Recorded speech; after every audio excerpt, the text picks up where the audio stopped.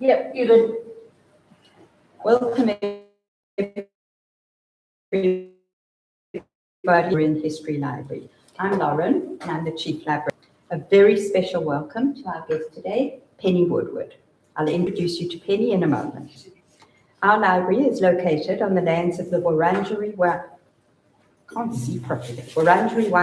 people of the Kulin Nation, and we pay our respects to their elders past and present, and to the Aboriginal elders of other communities who may be here or watching us online today. The Penny History Library has called Paran home since 1854, and we're the second oldest public library in Victoria. We have a collection of over 70,000 items, and we take pride in being the sole library in Australia with such a specialised and extensive collection available for loan. Our focus remains rooted in local history, housing a wealth of information encompassing most towns in Victoria. Before we start, a few admin things. The bathroom, through the main doors, turn right, first door on the left. Emergency exits, if you go outside the door to my right, down to the end of the corridor, and then there's another, you'll see a door there, and another one out the main doors behind you. In any emergency, the staff will direct you where to go. Our library staff, Ellen and myself, will be taking, and Jade, I'm not sure if Jade's going to as well, will be taking photos and videos during today's event for promotional purposes. If you prefer not to be included, please let us know. Penny Woodward is an award-winning author, broadcaster, and organic garden expert. Today, she will be drawing on her decades of experience, horticultural editor, writer, and photographer, to share her practical tips for cultivating healthy herbs at home and explore the fascinating history and science behind their many uses. Penny has brought her books for sale, and I think everybody who's attending today gets a free book? Free copy of the book. So thank you very much. And Penny has also donated all the proceeds of the sales today to the PMI Library. So thank you so much, Penny. Thank you very, very much. I will also mention that Penny is Ellen's mum, our collection librarian's mum. If there's any notice resemblance, it's genetic. So we're very, very happy to have you here. I'll hand over to you.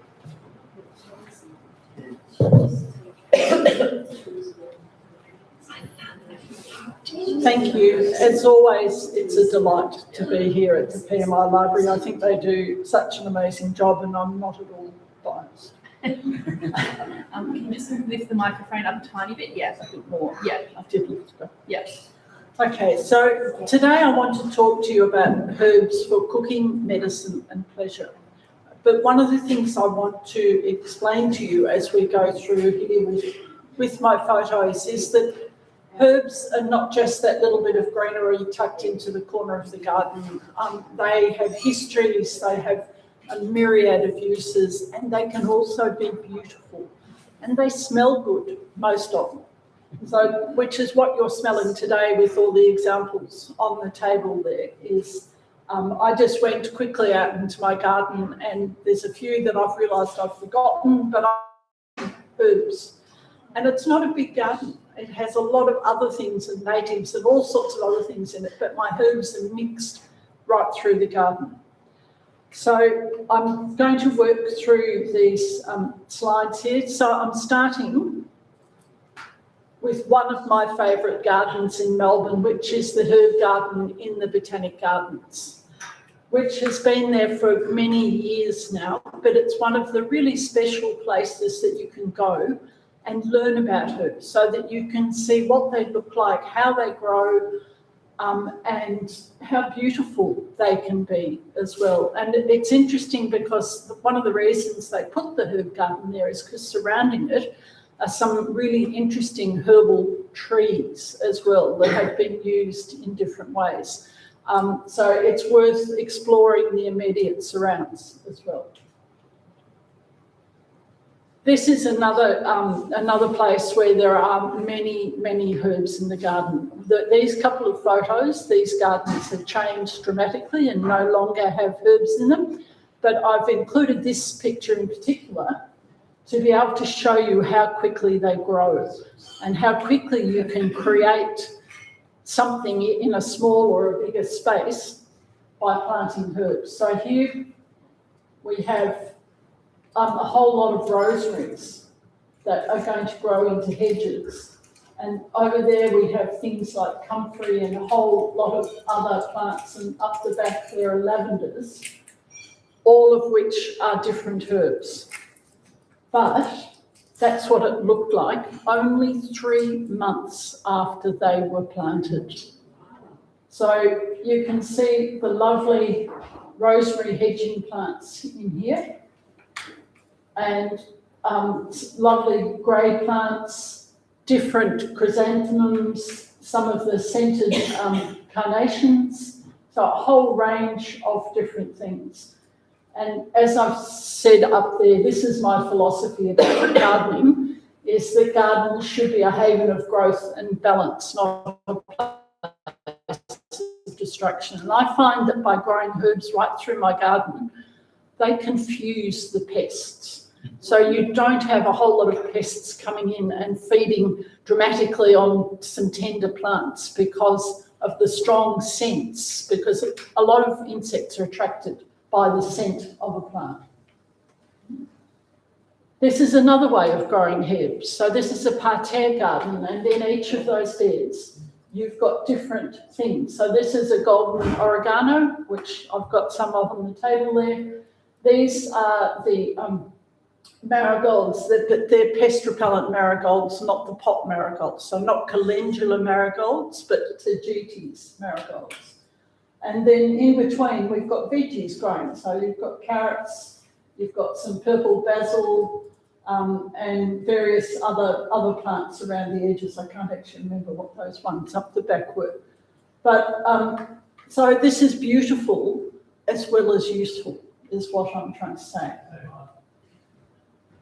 And this is it in a different year with different plants in it. So this time you've got beautiful silver beet, you've got leeks, you've got lettuces, but you've still got the oregano in the corners. So mix your herbs in with your veggies is part of the answer to that.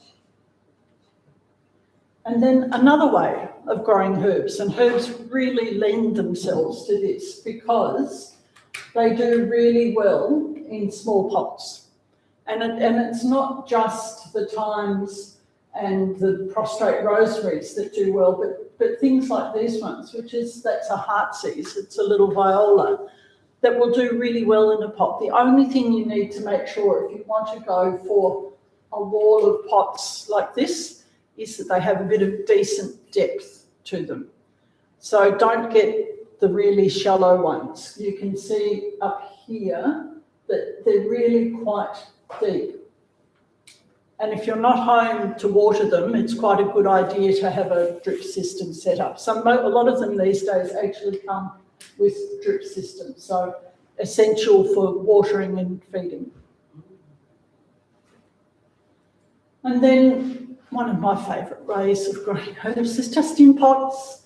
These are beautiful pots, but they do so well in them. So there we've got sage, rosemary, parsley and thyme, and a curly leaf parsley and chives and coriander up the back, and then another thyme down the bottom down there. But if you grow them in pots, it means you can grow them right outside the kitchen door. So instead of having to put your gumboots on and trek down to the bottom of the garden to get your herbs, you can just open the door and reach out and grab a handful of parsley and put it into whatever you're cooking. So it's worth having them close by, even if you've also got them in the garden.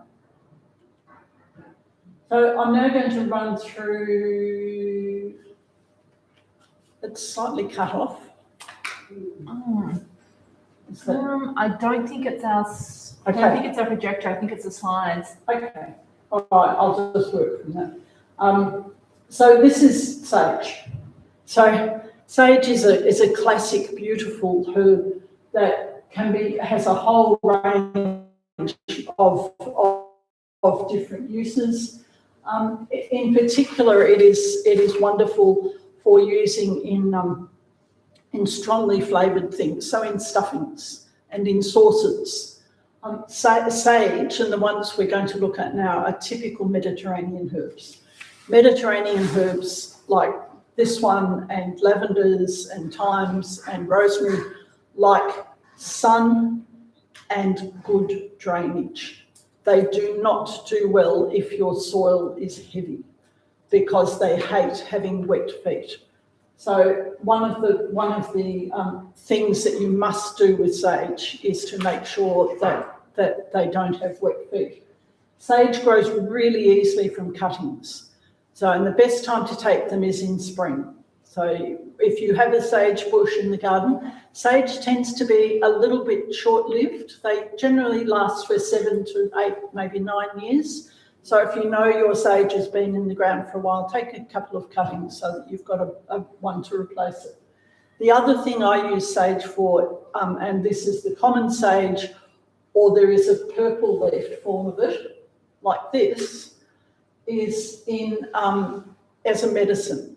So I make sage tea if I feel the cold coming on. If I get a bit of a ticklish throat, I'll make a thermos of sage tea, add some lemon and some honey to it, and just sip it during the day. And quite often it just stops it in its tracks. So it's also makes, as I've said there, it's a really good gargle. It's a really good mouthwash for sore throat, for tonsils. And as I've said at the bottom, first sign of a cold, drink sage tea with honey and lemon.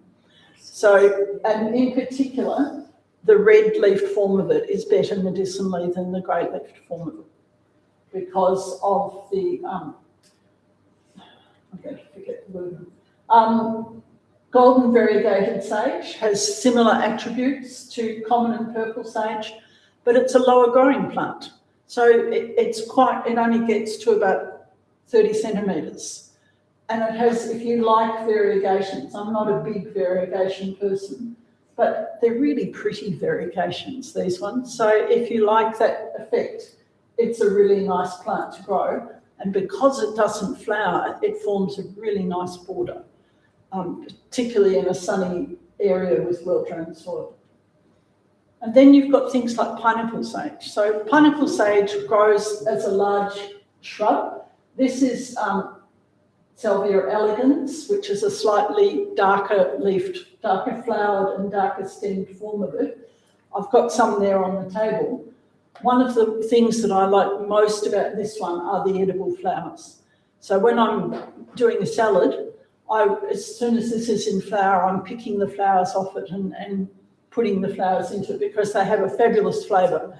The only thing you've got to watch out for if you're using salvia flowers, because most salvias have edible flowers, is this happened to me once in my 20s when I was having a dinner party. I had a salad set out with these beautiful pineapple sage flowers all over it, and I looked around as my guests were coming in and realised there was a trail of ants coming out because they got into the flowers for the nectar.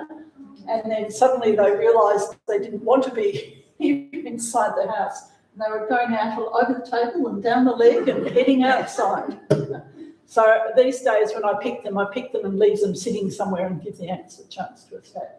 So lovely edible flowers, beautiful in the garden. The honey eaters love them. So the eastern spinebill, as soon as this comes into flower, the eastern spinebills are in there getting the nectar out of the flower. Penny, I'll put them in ice cubes. Yeah, and in ice cubes, yes. That's a really nice way of using them. And you can then put them into drinks. So you half fill a tray with water, freeze it, put the flour in, add the water, and you then freeze the flour inside the ice cube. So it's a lovely way of using it. Oreganos. So with salvias, there's something like 3,000 different salvias that you can buy and grow and all that sort of thing. And there's a lot of oreganos and marjorams as well.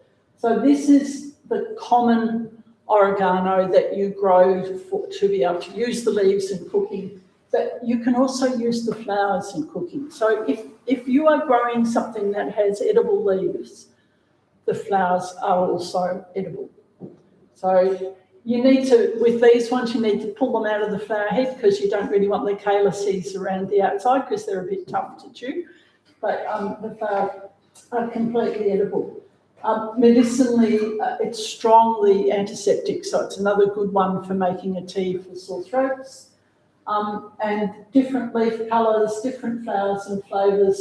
So as long as you like the flavour, they can all be eaten. So some of them are described as being ornamental, but it doesn't mean you can't eat them if they're in the oregano. So oreganum is its genus. As long as it's oreganum, it's edible.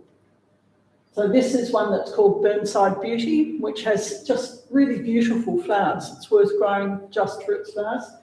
One of the places where quite a few of these plants have come from is Lambley Nursery out of Ballarat. Mail order, they have a terrific range of unusual ornamental herbs. And this one is Oregano Kent Beauty, which again is a lovely plant. These leaves are not soft, so I don't bother to eat them. But it's a really pretty plant in the garden. Is that a tall plant? No, it's a low one again. None of the oreganos are tall. And this one is one of my favourites. It has very tiny leaves. It's Levergatum Hopleys, but it attracts more insects than almost any other plant in my garden. So beneficial insects, hoverflies, bees, native bees, a whole range of things come to this when it's in flower, and the leaves are delicious as well. And this is another oregano. It's a slightly lower growing one, but it's lovely because it not only has attractive flowers, but the leaves also have these, and the calyces have these lovely mauve surrounds. So what I'm trying to do is to show you that herbs are not just herbs. There are a beautiful range of all sorts of different plants.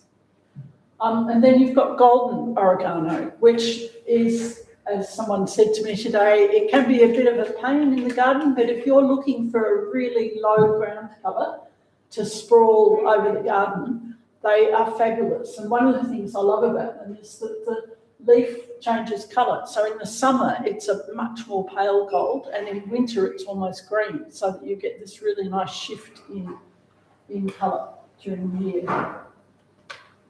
And then you can also get variegated oregano. This is a tiny little one that I've grown along the edges of my veggie garden because it doesn't take over, but it still has the strongly pest repellent properties of other oreganos. And this is just gorgeous. The leaves are actually the size of thyme leaves, but it is an oregano. That's why it's called microphyllum, because that just means tiny leaves. Very pretty again. And then sweet marjoram. So marjoram is closely related to oreganos, so they are in the oreganum family, but this one is either knotted marjoram or sweet marjoram. This one is the sweet marjoram. They tend to be not quite as tough as the oreganos, but they have a sweeter flavour. So when you're using oreganos in strongly flavoured dishes, the marjorams you can add to omelettes, for instance, without it overpowering the flavour. Thymes. So there are a great many different thymes that are also edible. So common thyme, this is Thymus vulgaris, and I've listed a few of the other ones up there that you can get. And they are all used in similar ways. And as long as they have a flavour, they're fine to use in cooking if you like the flavour. So this one is silver posy thyme. So it has a variegated leaf, can be used in similar ways. This is Herba barona, which I love growing because it has a caraway flavour as well as the thyme flavour. So it is terrific in scones and cakes and breads and things like that because of that extra flavour. And if you want yellow, you can get golden thyme. And again, can be used in cooking in exactly the same way as the other thymes. Lemon thyme is really good medicinally for its antiseptic properties. You can also make an infusion and a gargle for a sore throat. So it has good, simple medicinal remedies as well. And it's partly because of the lemon component as well as the thyme component with the different essential oils in the leaves. And this is a really unusual one. This is called mastic thyme. There's a Greek plant that you can collect the sap from called mastic.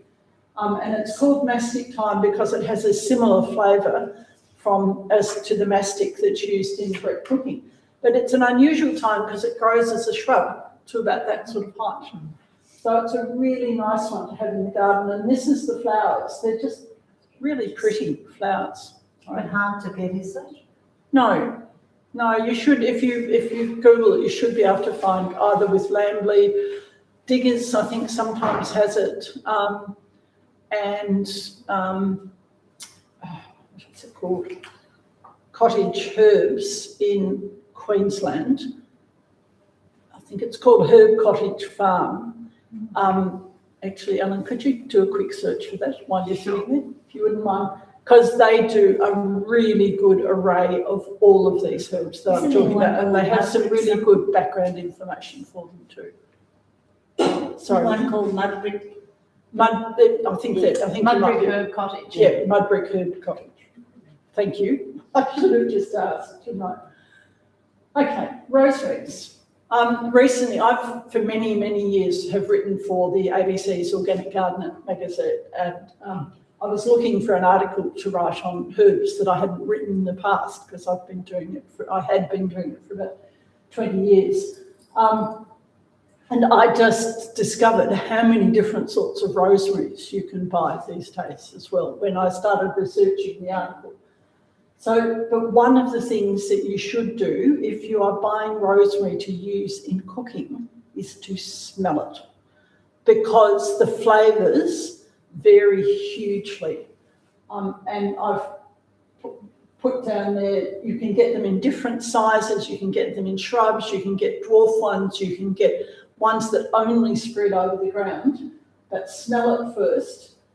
What you're looking for is the true rosemary scent without the menthol in it, if you want to use it in cooking particularly for special dishes. So one of them is this one, which is Tuscan Blue, which I've got some cuttings of there.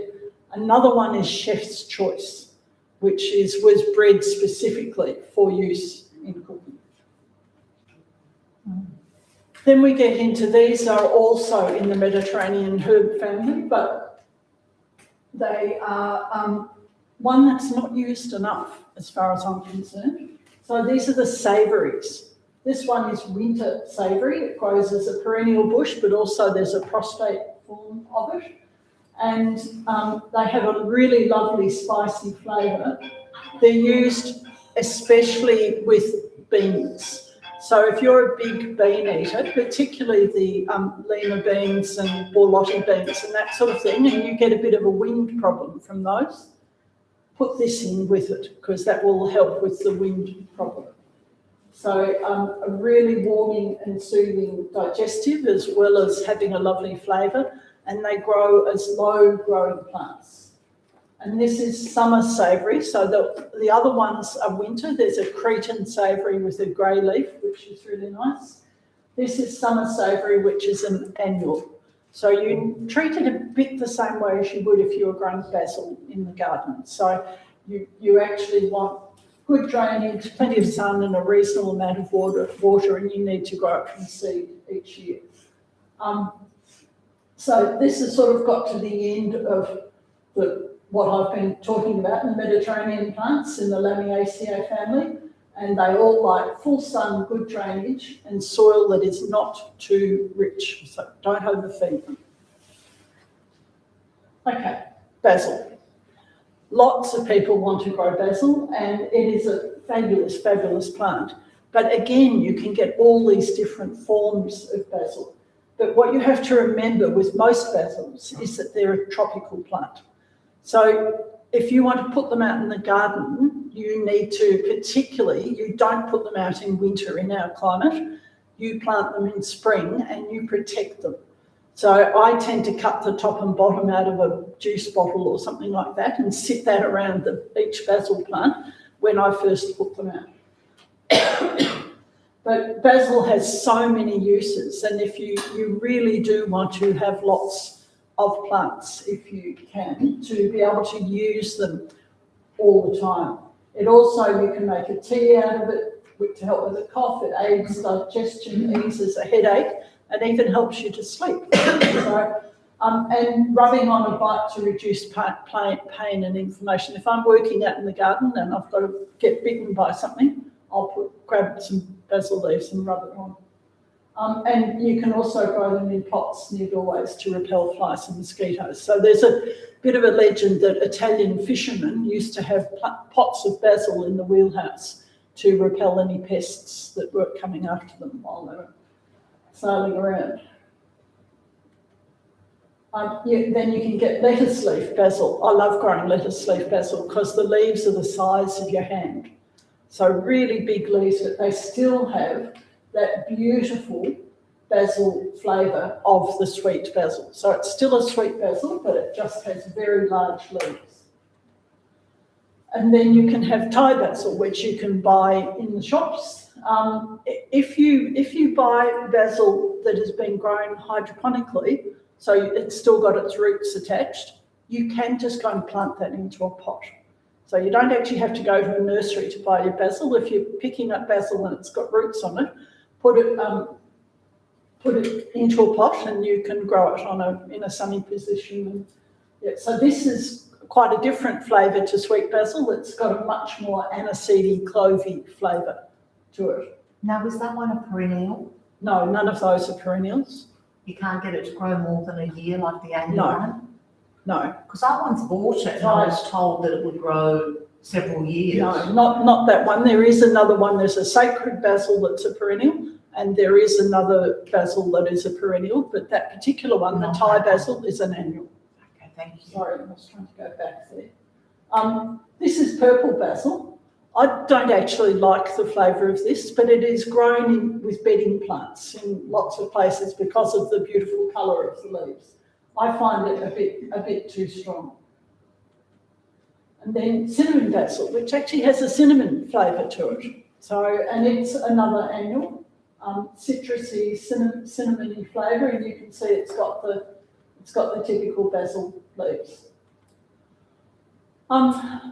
So the perennial basils, which will grow as shrubs, are sacred basil, but they generally have slightly furry leaves. So they're not as palatable in the mouth, but they do have really nice flavour. So they're worth growing for all sorts of other reasons. But if you want to eat them, it's really the annual basils that you need to grow.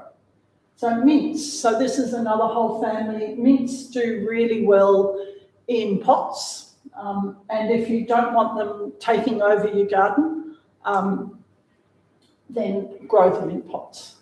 And you can grow them in pots sitting out in the garden, and you can stop them from suckering out from the holes at the bottom of the pot. When I first moved into our house in Summers, it was at the end of the millennial drought, and I put a big pond in, and I have a spearmint that I just love because it's not the strongly menthol one, it's just spearmint. And mints can cross, so you can use them. And I thought, I don't want to lose this, and I planted it next to my pond. I've been pulling it out for the last 18 years. But I actually don't mind, because when I go out there and pull it out, the scent makes me feel good because it has such a fabulous scent, and it pulls out pretty easily. So this photo was actually taken at Diggers, but this has a whole range of different mints in it, from apple mint, eau de cologne mint. Corsican mint is this little one down the bottom here. which has a beautiful, strong mentholy scent. Not so much for eating, but really nice if you want to grow it on the edge of a pond. How do I use the eau de cologne? Because I've got some, but I don't know what to do with it. Okay, you can eat it if you like the flavour. I mainly use it because I like the scent, so I add it in with a bunch of flowers inside or do that sort of thing. I'm not big on the flavour, and particularly with food. So not to make a tea out of it. If you want to, yeah, absolutely, it's fine, and it has all the attributes of mint, but you need to like the flavour of it.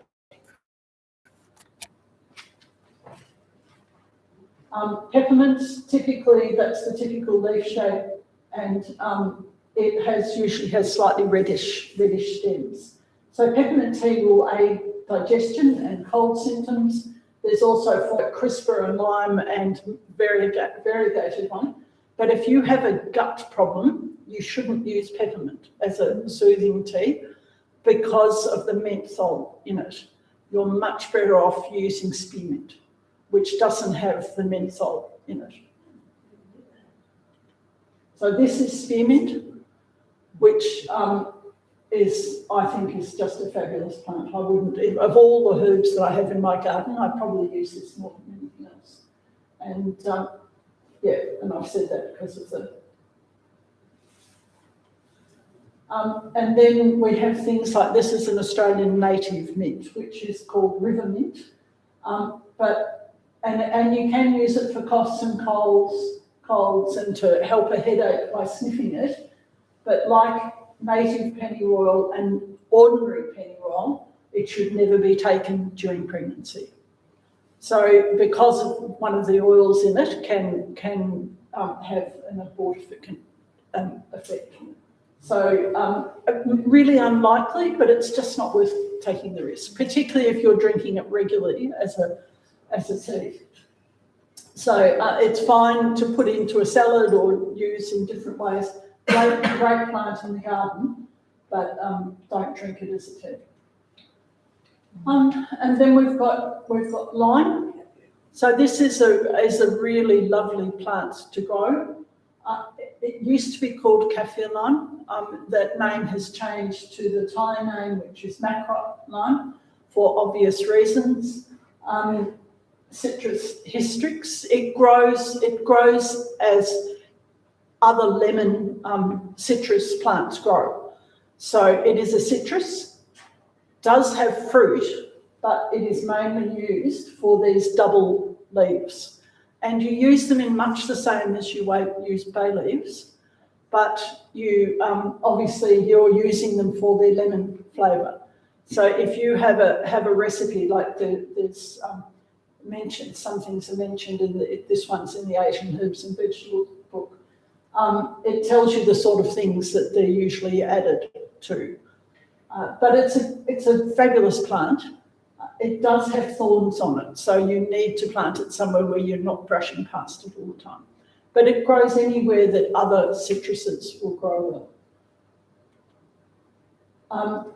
This is again some of the more Asian ones that are in the book. This is known as Shanghai Ku, and it's actually an edible chrysanthemum. So it's in the chrysanthemum family. They're annuals and they're grown for their edible leaves. But in Japan, the petals are used in salads. So you can use both the flowers and the leaves, but they're mainly used in Asian cultures. When we were working on the Community Gardens book, these plants were being grown en masse and harvested and left. Some of them were left to dry and were used later, or they were eaten and used fresh in salads and also and soups and a whole range of different things. Coriander is another well-known Asian herb, and it is a really good plant to eat if you like it. There's a bit of a hereditary thing where to some people it tastes like soap, but Ellen is one of those, but I love the flavour of it.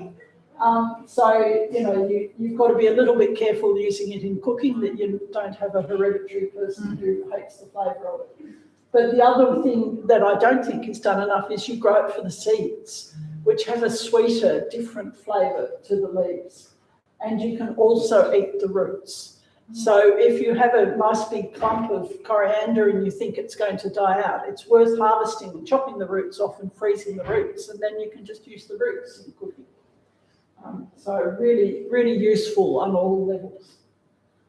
Vietnamese mint is another Asian herb which does really well in the water. So it grows really well in water. I grow it these days in a bit of pond, but if you've got a shady spot where you water regularly, it will just grow in an ordinary garden bed as well. And it grows really easily from cuttings. So if you buy some in a supermarket, you can just put it in a glass of water, it will grow roots and you can just plant it, so you don't have to go out and buy a plant. So used in lots of different ways, from spicy dips to salads and chicken soup. So. And this is Vietnamese balm, which is another one I came across when we were doing the Community Gardens book, and is described in Asian Herbs and Vegetables. Can be a bit trickier to find this, but you use it in much the same way as you would use lemon balm in food. But it's a lovely plant to grow, and it's used medicinally in lots of different ways in the culture where it was grown. And then dill. So dill is one of those plants that really doesn't like to be transplanted. So if you've had trouble growing it in the past, it's much better off to grow it from seed sown where it is going to grow, so that you don't have to move it. And seed needs to be only about 12 months old, so it needs to be relatively fresh seed before it will grow properly. And at the moment, both dill and fennel, which I think I've got some photos of coming up, both the flowers and the pollen are used in cooking. So I don't quite understand the whole pollen thing, but and the seeds chewed or made into a tea aid digestion as well. So it again has multiple uses. Mustard, there are quite a few different mustard plants, but this one is Ruby Streaks, which is in the Brassica family, and it has a lovely hot peppery flavour to it. Fabulous in salad. So it looks really good in a salad mixed in with a whole lot of green leaves, but it also tastes fantastic. So well worth growing. And then we've got stevia. So stevia is something that you can buy as a sugar substitute, but you can also grow it. It does better in warmer climates, but if you plant it in spring, you can usually get a pretty good, decent sized plant by the time it comes around, and then you can harvest it and you can dry it and you can use it as a sweetener in all sorts of things. So it's worth playing with if you're interested in using something other than sugar, cane sugar. Chervil. So lots of people grow parsley, but everyone should grow chervil. It is just such a fabulous, subtle flavoured plant that grows really well, and the anise flavour blends beautifully with other herbs, but you should always use it fresh. It just doesn't, this flavour doesn't survive if it's dried, even dried at home. So, it's one of the few herbs that actually does well in a shady position. So it is an annual, so you need to replant it each year. But once you get a decent plant growing, if you let it go to seed, they'll generally just self-seed the following year. And French tarragon, everyone should grow their own French tarragon. Don't let anyone talk you into buying Russian tarragon. It has no flavour.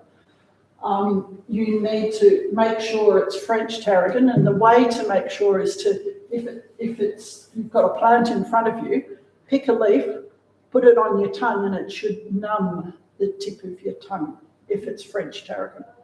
Really? Really.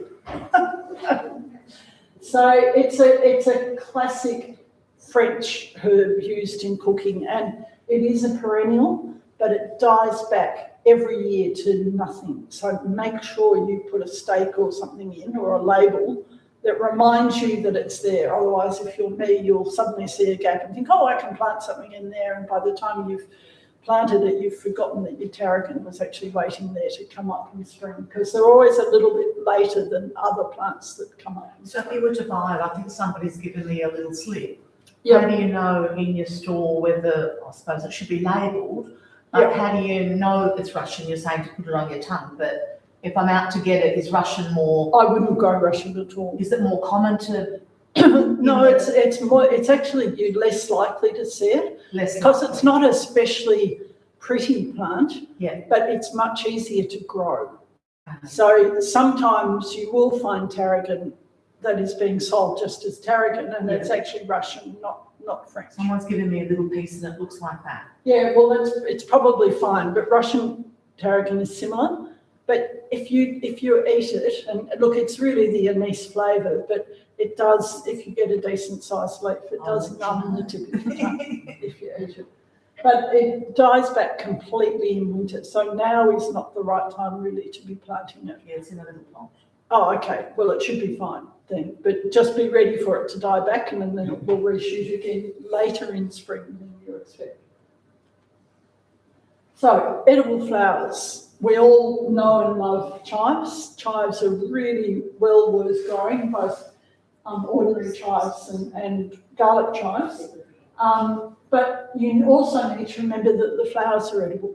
And one of the ways I love using these flowers is sprinkled over the top of pumpkin soup.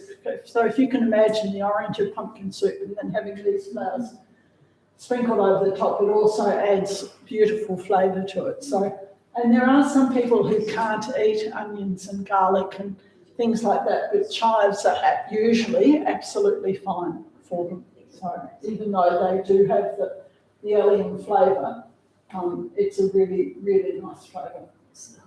Borage flowers. So I have actually got a little bit of borage there. Borage is closely related to comfrey, and it's actually suggested these days that you shouldn't eat comfrey, and probably the leaves of borage you shouldn't eat, or only eat occasionally. They're quite hairy, so they're not very nice on your tongue. But borage flowers are fabulous. So you just pick them off the flower head, don't pick the spiky bit there, just pick the flower off, pop it into your salad. They look fabulous and they taste like a cross between cucumber and oysters, to me. I just think they're beautiful. And they can be frozen in ice blocks too for drinks and things as well. Borage is fabulous in the garden. They get quite tall. And they are an annual, so they'll die off, but then you'll have lots more coming up in your garden without it being weedy. But the insects love it. So it's a real bee magnet in your garden. And then fennel, I mentioned before. If you're growing fennel in Victoria, you shouldn't grow the green fennel. It's fine if you're growing Florence fennel, which is grown for its bulbous base. But if you're growing fennel as a herb, you should only grow the bronze fennel, because the green fennel is a noxious weed. It self-sows all over the place. Bronze fennel self-sows a bit, but nothing like as badly as the green fennel does. And it has these really lovely bronze leaves. Can get quite tall, but it forms a lovely foil to all sorts of other things like flowers and things like that. And as I said there, it's got the anise flavour that combines well with fish and tomato dishes. Seeds are well worth eating. And the whole plant has a bit of pest repellent ability as well. And then daylilies. I've actually got a daylily there. A lot of people don't look at a lily and think, oh, I can eat that flower. You can't eat most lilies. They're actually poisonous. Daylilies are not, because they're not true lilies. They're hemerocallis. The flowers are delicious. So you just pull the petals off, drop them into your salad or whatever. I put them on the top of a quiche the other day because the colour looks fantastic. And they have a crunchiness to them that most flowers don't. So the texture is really nice as well.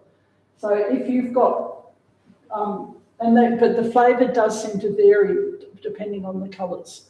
So I have a golden daylily that is probably the best flavour of all of them, but this red one is good as well. And the stamens in the middle there are actually removed and dried and called golden needles, and you'll often see them for sale in Asian food places. So really, really great plant. And then one of my other favourite plants is the marigold. So this is what we call a pot marigold. It's a calendula. They're annuals. Once you've got them in the garden, they'll keep coming up, but they're really easy to pull out. But the flowers are just wonderful in salads and soups and a whole range of different things. In the Middle Ages, because they couldn't get saffron, because the boats weren't coming in with it, they actually used to sell sacks of dried marigold flowers to create colour in a whole range of different dishes. And heartsease. Heartsease are just fabulous little plants. They're supposed to have a medicinal use, so they're supposed to ease heart problems. But I really just grow them because I put the flowers in a whole range of different things. So, and cake decorations, and you can crystallise them as well as you can with other flowers. And the dianthus. So this one is Dianthus Mrs. Sinkins, which has a really beautiful clove scent to it. And all the dianthus and gilliflowers, you can eat the petals of these. So I haven't done it for years, but I used to make a custard that I added these to give it the clove flavour. But you can add them to all sorts of things and to drinks as well.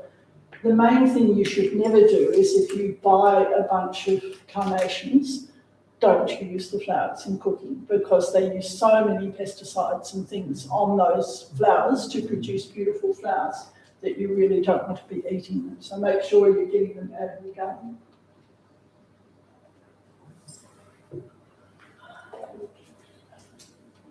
This is just another one that's called sugar plum, which is a lovely dianthus. Calamine. So there's some calamine on the table there if you want to smell it, but it is one of the other plants that I wouldn't be without in my garden because it attracts so many beneficial insects and it flowers right through winter. So it and rosemary are the two main things that are in flower from my herbs in winter. And you can also use it as a drink, but I mainly use it just because I love it in the garden. Costmary is a plant that not enough people grow. It was also known as Bible leaf because when you were sitting in church, you'd use the costmary, because it's quite a big leaf, about that long, in your Bible to mark your place. And if you were falling asleep in the middle of the service, you'd crunch the leaf and smell it because it has this gorgeous, strong, peppermint, beautiful smell, sweet smell to it. Easy to find? Yeah, it should be. The Mud Brick Cottage, I know, sells it. So, yes. And now comfrey. Comfrey is a plant I wouldn't be without in my garden, but I don't eat it. Use it externally for herbal things like bunions and bruises and sprains, but don't take internally because there's a link to liver damage. It's rare, but it's just not worth it. But I have a comfrey plant right next to my compost heap. Every time I put compost into the bin, I pick a few comfrey leaves and put them in as well. And they add a whole range of nutrients to the compost and to the soil. So it's well worth having in your garden just for that reason. And aloe vera is one of my other go-to medicinal plants, particularly for a burn. So if, as well as putting it under cold water, if I've sort of touched the heater, if I'm putting a log in or something, I then go and get the comfrey and rub it on the, but it needs to be aloe veras. They won't do you any harm, but they just won't have the soothing effect that aloe vera has. And chamomile. chamomile is a lovely annual plant in the garden, but you can also get the perennial plants. You can grow it as a lawn, but as a tea for digestive reasons and for chronic pain, and if you're struggling with sleep, chamomile is a really useful plant to have in your garden. You need to harvest. It's one of the few where they're actually better off used dried than fresh. So you harvest the flowers when they come into flower, dry them, and then have them available to make into teas. And this is the annual chamomile that you do thing with, and they have similar properties, even though they're completely different species.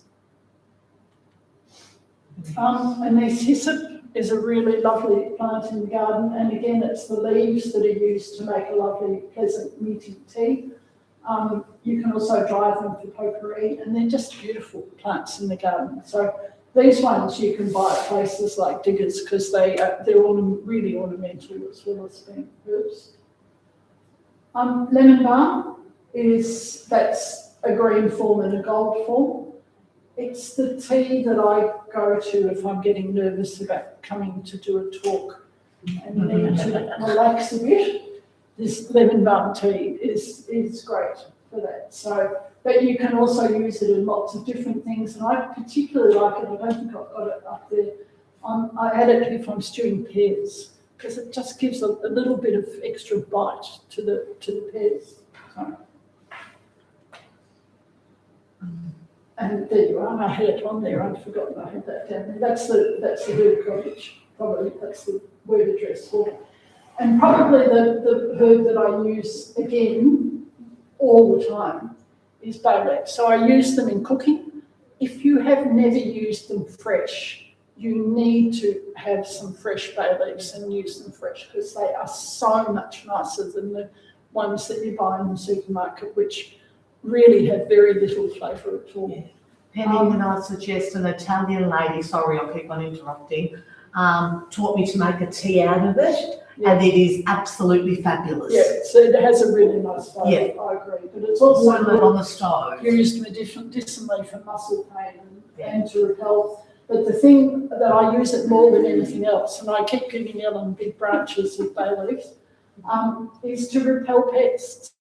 So if you put them behind your books, in between your papers, in with your clothes, you do need to, and in your jars of flour and pasta and that sort of thing, they will repel a whole range of different pests. You just need to replace them every couple of years. So they are just, I think, really, really useful. Do any of those foods take up the flavour of the bay, like pasta or wheat? No, I've never known them. And they don't leave oil on paper either, which is why we use them with some of the books downstairs. Of course. So, well, the ones in the garage. So I'm happy to take questions. How tall does the bay tree grow? They can get to 20 metres, Yeah. but if you put them in a pot, my mum had one in a pot that was that sort of size pot, and it never got over half a metre tall because she cut it back all the time. And it didn't get root bound? No, she had it in that same pot for 30 years and it just kept growing. And I have one in the garden that I pruned back into a great big ball, and that's been in the garden now for more than 18 years. So, and I just keep cutting it back. So as long as you don't let it keep growing, you can control it. That's the only reason I've never put one in. Put it in a pot. If you're worried about it, put it in a pot. Yeah. Yeah, I've had mine in my pot for 13 years, and it's about that. Yeah. And That's all healthy. Yeah, it's fine. I use it all the time. Yeah. Any other questions? I've asked most of them. Okay, that's fine. Please come up and grab an Asian herbs and veggies if you haven't got one. If you want to buy a tomato book or community gardens or an extra Asian herbs and veggies, all the money goes to the PMI. So up to you. Thank you. Thank you very much. I hope you enjoyed that. I certainly did. I thought it was absolutely fascinating. Come and have a look and join us for a cup of tea. Oh. Thank you very much.